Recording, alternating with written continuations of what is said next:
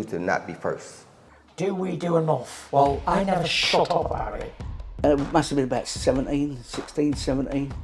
We nicked their guilt rings. Right, the bouncer's guilt ring. This is no good for me.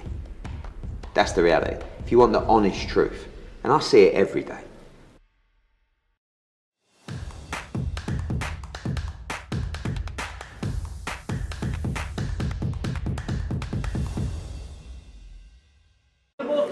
Andrew McCART, IFL TV. I'm here in Manchester. I'm delighted.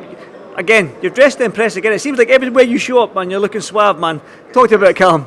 To be honest, man, normally I'm walking around in a tracksuit every day, so it's very rare that I get to go out and actually dress up, so I try and take full advantage of it. Listen, you're here in Manchester. Big, huge fight night, one. There's been anyone is here tonight in the boxing world. It seems like Conor Ben's here, Kell Brook, Derek Chisora, you're here. But I want to get down to business with you. Look to your left. I know he's got a pretty looking belt, hasn't he? He's got a pretty belt, I've got my eye on that. Yeah, you know, he did put on a good performance. He stopped marking the 4th round, I believe it was, with a very good shot. But yeah, definitely a belt that I want, you know. These are the kind of fights I want. I've got Jermaine Brown next, you know, I've got to focus on him.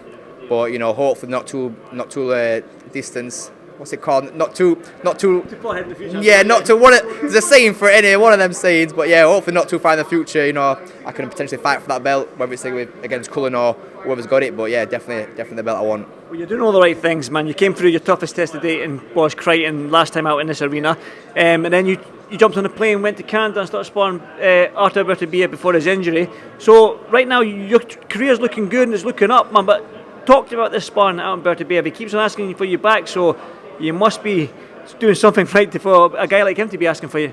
Yeah, I presume so. Anyway, I presume so. You know, obviously I went there in December, January last year and this year. Got some good rounds. He'd asked me to come back, and then I went again. Obviously a few weeks ago for the Smith fight, and you know, they're very happy with the work that I give him. You know, I think a lot of sparring partners go over with a sparring partner mentality, they're happy to get punched about, but that's not me. You know, I want to give it as much as I take it, and obviously I think that's what they like about me.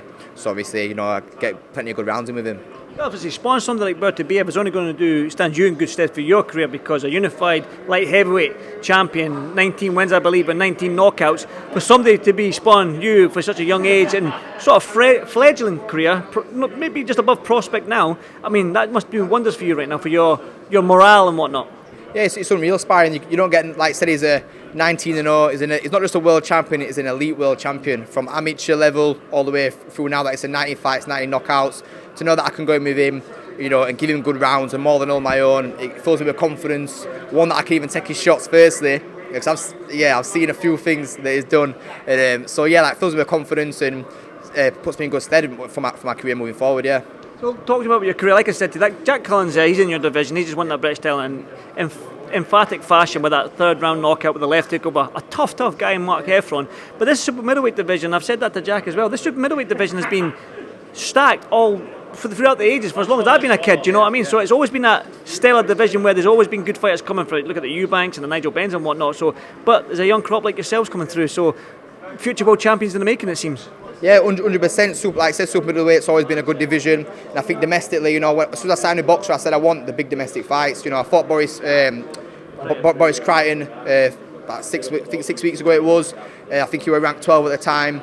You know, I've got Jermaine Brown coming up. He's ranked 10th, and I'm happy to fight the bigger domestic names, and obviously, hopefully not too distant future. You know, potential opponents Jack Cullen, anyone else in the top 10 really. Yeah, we'll see. You're doing the right thing by going for guys above you. So you're fighting guys that are ranked quite highly, and you're not scared to take that gamble, so to speak, to climb the rankings and get to where you need to be, which is that British title.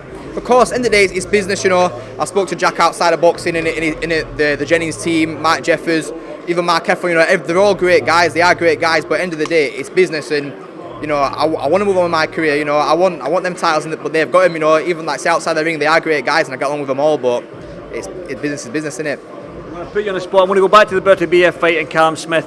You shared a ring with Beterbiev. I don't know if you shared a ring with Callum Smith yet. I don't know if you shared a ring with him, but can you pick a winner in that one? Beterbiev.